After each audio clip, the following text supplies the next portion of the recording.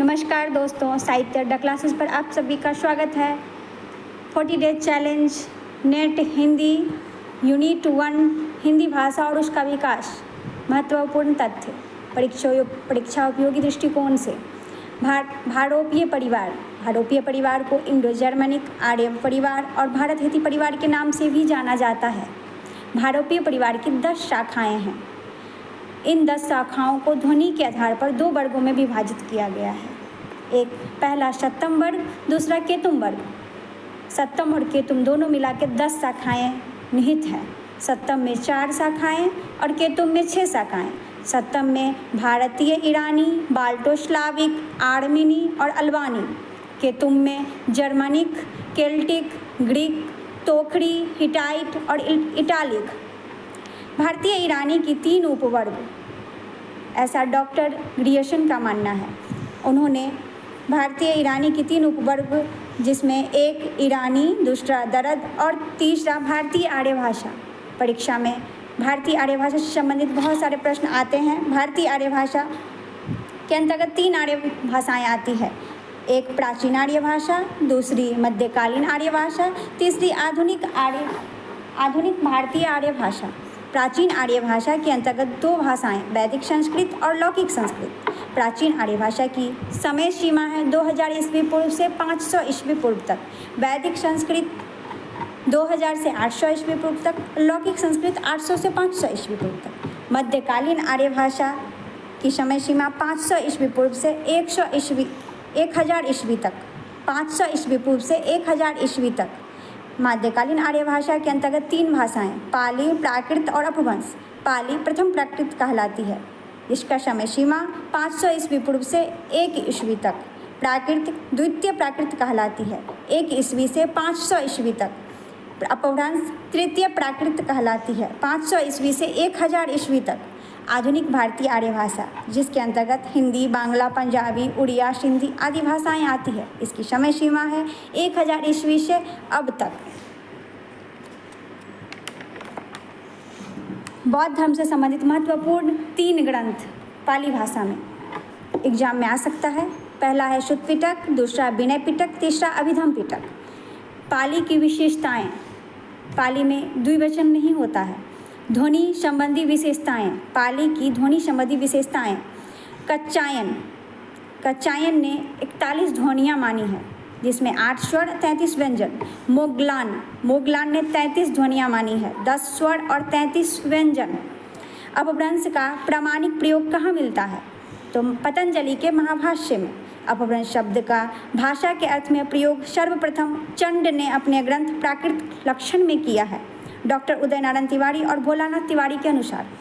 आचार्य शुक्ल के अनुसार अपभ्रंश का पता वल्लभी राजा के धारसेन द्वितीय के शिलालेख में मिलता है। अपभ्रंश के सबसे प्राचीन उदाहरण भरत मुनि के नाट्यशास्त्र में मिलता है। कुछ व्याकरण ग्रंथ, प्राकृत प्रकाश वर रुचि का, प्राकृत व्याकरण हेमचंद्र का। हेमचंद्र को प्राकृत का पाणिनि भी कहा जाता है। हिंदी की बोलियाँ, सौरसेनी अपभ्रंश के अंतर्गत आने वाली उपभाषा पश्चिमी हिंदी, राजस्थानी हिंदी, पहाड़ी हिंदी। पश्चिमी हिंदी में आकार और ओकार 2 प्रकार की बोली। आकार के अंतर्गत आने वाली कौड़वी, हरियाणवी, दखनी, इसका ट्रिक है कौहद। ओकार के अंतर्गत आने वाली बोली ब्रजभाषा, बुंदेली, कन्नौजी, जिसका ट्रिक है ब्रबुक। ब्रजभाषा, बुंदेली, कन्नौजी, ब्रबुक। राजस्थानी हिंदी के अंतर्गत आने वाली भाषा मारवाड़ी, मालवी, मेवाती, जयपुरी। राजस्थानी हिंदी के अंतर्गत आने वाली बोली है मारवाड़ी, मालवी, मेवाती, जयपुरी, जिसका ट्रिक है मामा मेज। पहाड़ी हिंदी के अंतर्गत 2 बोली आती है, कुमाऊनी और गढ़वाली, इसका ट्रिक है कुमागढ़। अर्धमागधी अपभ्रंश, इसके अंतर्गत पूर्वी हिंदी के अंतर्गत 3 बोली, अवधी, बघेली, छत्तीसगढ़ी, ट्रिक है अवछती। मागधी बिहारी हिंदी के अंतर्गत 3, भोजपुरी, मगही, मैथिली।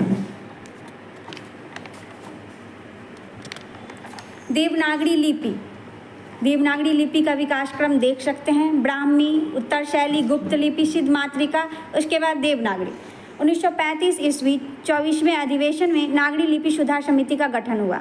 हिंदी साहित्य सम्मेलन इंदौर में 1945 ईस्वी नागरी प्रचारणी सभा द्वारा नागरी लिपि सुधार समिति का गठन। 1947 आचार्य नरेंद्र देव की अध्यक्षता में नागरी लिपि सुधार समिति का निर्माण किया गया।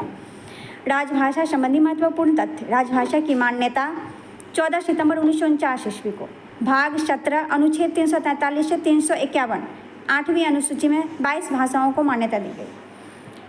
22 भाषाएं निम्नलिखित हैं। असमिया, बंगला, बोडो, ऐसे याद कर सकते हैं। असमिया, बंगला, बोडो, डोगरी, गुजराती, हिंदी, डोगरी, गुजराती, हिंदी, कन्नड़, कश्मीरी, कोंकणी, मैथिली, मलयालम, मणिपुरी, मराठी, मैथिली, मलयालम, मणिपुरी, मराठी, नेपाली, उड़िया, पंजाबी, संस्कृत, संथाली, सिंधी, तमिल, तेलुगु, उर्दू। हिंदी भाषा संबंधी उपबंध। अनुच्छेद 343 से 351। अनुच्छेद 343 संघ की राजभाषा हिंदी और लिपि देवनागरी अंकों का रूप अंतर्राष्ट्रीय। 15 वर्ष अर्थात 1965 तक अंग्रेजी का प्रयोग। अनुच्छेद 344 राष्ट्रपति 5 वर्ष के बाद और उसके बाद हर 10 वर्ष की समाप्ति पर राजभाषा आयोग का गठन करेगा। शासकीय प्रयोजन के लिए हिंदी का अधिकाधिक प्रयोग व अंग्रेजी के प्रयोग पर निर्बंधन। अनुच्छेद 345 राज्य के विधानमंडल विधि के द्वारा उस राज्य में प्रयोग होने वाली भाषाओं में से एक या हिंदी को शासकीय प्रयोजन के लिए अंगीकार कर सकता है। अनुच्छेद 346 संघ में शासकीय प्रयोजन के लिए एक दूसरे राज्य के बीच अंग्रेजी का प्रयोग, परंतु 2 या 2 से अधिक राज्य यह करार करते हैं कि उन राज्यों के बीच पत्राधिकी भाषा हिंदी होगी तो हिंदी भाषा का प्रयोग किया जाएगा। अनुच्छेद 347 जनसंख्या की मांग के आधार पर राष्ट्रपति द्वारा शासकीय प्रयोजन के लिए मान्यता दी जाएगी।